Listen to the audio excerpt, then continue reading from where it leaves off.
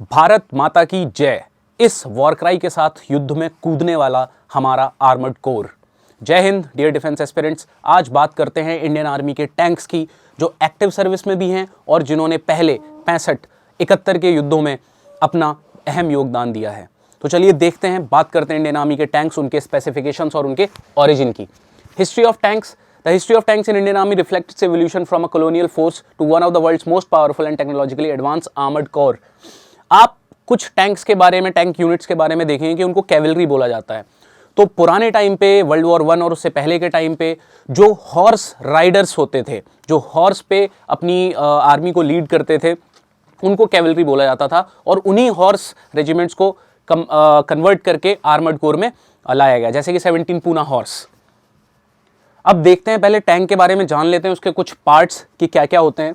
तो सबसे पहले हम नीचे से स्टार्ट करते हैं। लिंक्स होते हैं, आपने ये चेन देखी होंगी इसके बीच में, ये ड्राइव स्प्रॉकेट्स होते हैं, ये रोटेट करते हैं, ये रोड व्हील्स हैं, ये ट्रैक है, ये आइडलर है, ये साइड स्कर्ट है ताकि वो इस एरिया को प्रोटेक्ट करके रखे। यहाँ पे होता है इंजन कंपार्टमेंट, ये है लिफ्टिंग हुक, ये है कमांडर्स हैच, यहाँ पे आपका कमांडर बैठता है। This is coaxial gun, this is fume extractor. आपने अक्सर देखा होगा टैंक के बीच में एक ये होती है, दो फंक्शन होते हैं, एक तो आपका फ्यूम एक्सट्रैक्टर है और दूसरा ये इसको सॉलिड रखता है, एक्स्ट्रा स्ट्रेंथ भी प्रोवाइड करता है।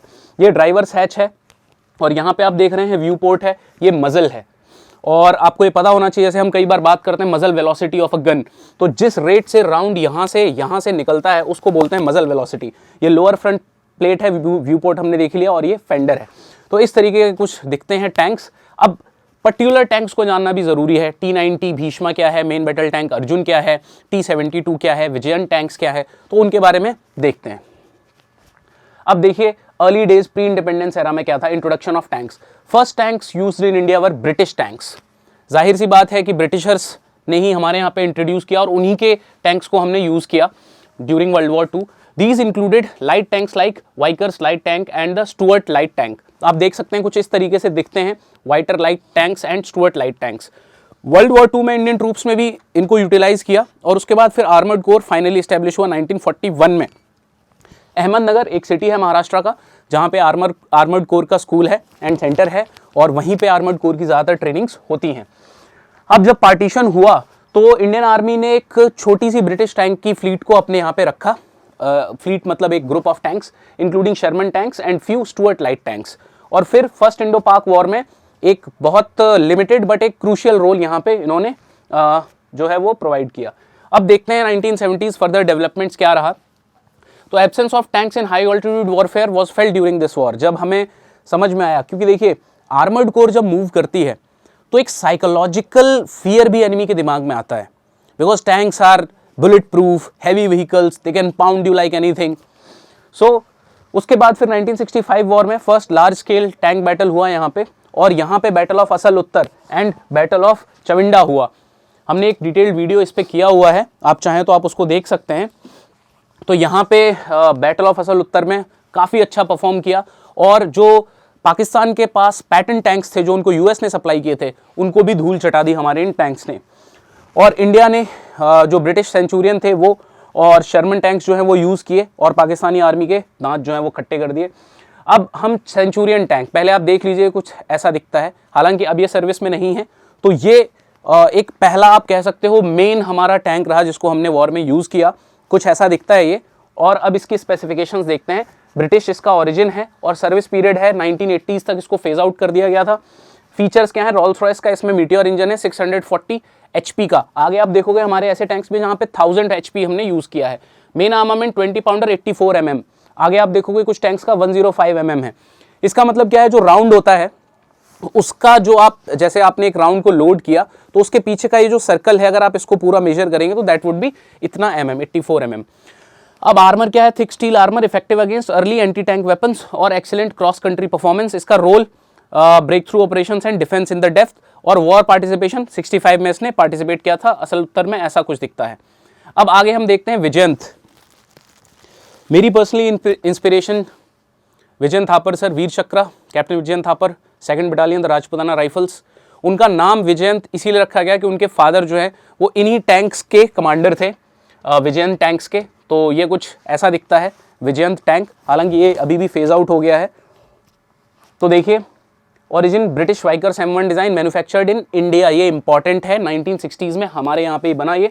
सर्विस पीरियड 2000s में ये फेज आउट हो गया। इंजन लेलैंड L60, अशोक लेलैंड आपने सुना होगा, 535 HP का, और आर्मामेंट 105, तो पिछले से ज़्यादा आर्मामेंट का था, मतलब एक बड़ा राउंड इसमें जा सकता था। Armour basic protection against small arms and artillery splinters, mobility decent cross country, मतलब काफ़ी मोबाइल है ये, बहुत हैवी नहीं है। Played an essential role during the cold war era और इंडो पाक वॉर 1971 में इसने पार्टिसिपेट किया। So this is Vijayan tank. अब आगे देखते हैं T-72 अजय।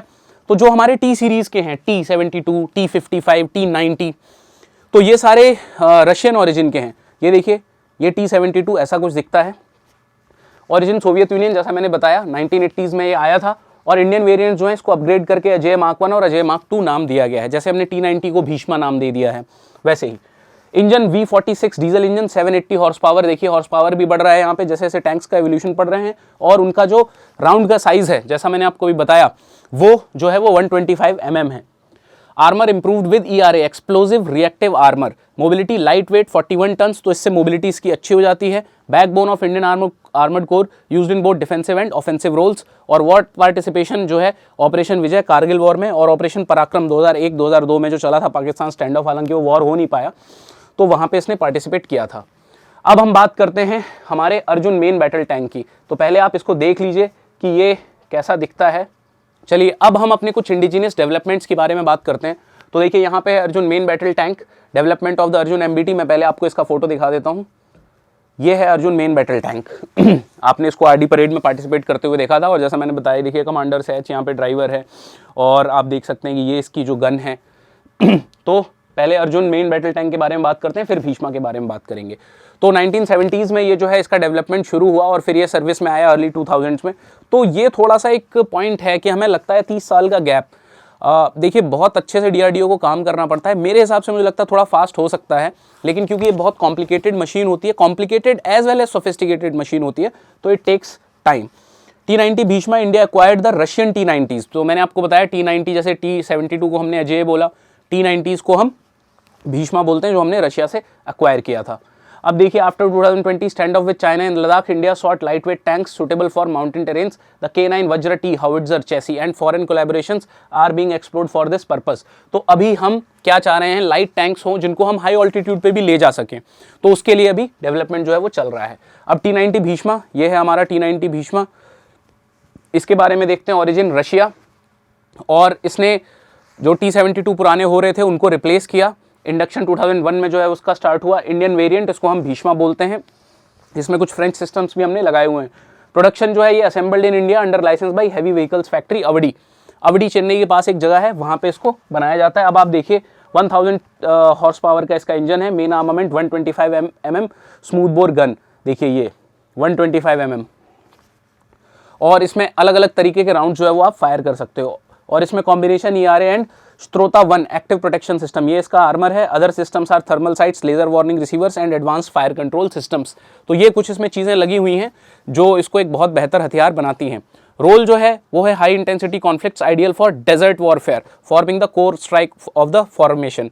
और इसको मेन बॉर्डर पे ही रखा गया है। इसको ऑपरेशन मेघदूत में जो है वो यूज़ किया गया था during to secure high altitude regions of the Siachen glacier. तो आपको पता है ऑपरेशन मेघदूत एक कंटिन्यूअस ऑपरेशन है, चल ही रहा है वो, तो वहाँ पे इसका यूज़ हुआ था। कुछ ऐसा दिखता है, बहुत सोफिस्टिकेटेड टाइप का है ये। और अर्जुन के बारे में अब देखते हैं, ये रहा हमारा अर्जुन MBT, इसके बारे में देखते हैं।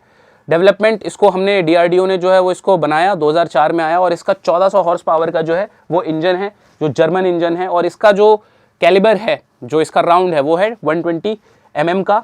और इसमें भी आप कई तरीके के आप देख सकते हैं, अलग अलग तरीके के राउंड, हीट राउंड और इजरायली मेड लाहट मिसाइल्स, ये सब आप इससे फायर कर सकते हो, ठीक है। दूसरे सिस्टम जो है fire control system, thermal imaging, ये सब भी है। और वॉर पार्टिसिपेशन अभी तक अच्छा ही है कि अर्जुन ने अभी तक किसी वॉर में पार्टिसिपेट नहीं किया, हमारे दुश्मन के लिए अच्छा ही है ना। तो it is sufficient to create a resistance.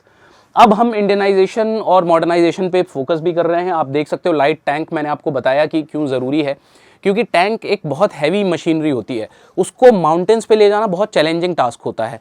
Mountain पे इसका प्रेजेंस मात्र ही एनिमी को रेजिस्टेंस क्रिएट करके रखता है। तो ये सारा कुछ था इंडियन आर्मी के टैंक्स के बारे में। आपको कोई और वीडियो चाहिए तो please let us know. I hope the video was helpful. Thank you so much, take care, all the best.